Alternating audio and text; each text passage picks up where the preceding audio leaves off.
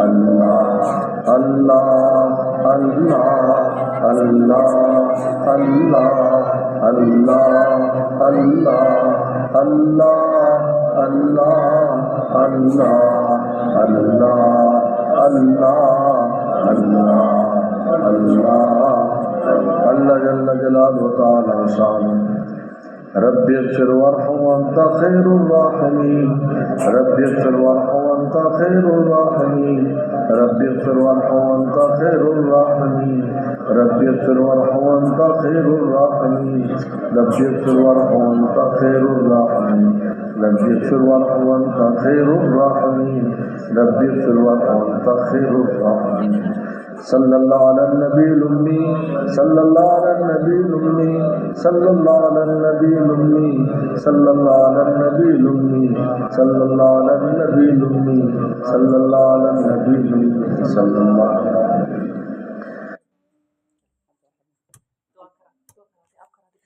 سبحانک اللہم و بحمدک نشہد ان لا الہ الا انت نستغفرک و نتوب الیک. چلیں جائیں چھٹی. السلام علیکم و رحمۃ اللہ وبرکاتہ. اللہ وبرکاتہ. یہ میری دعا ہے.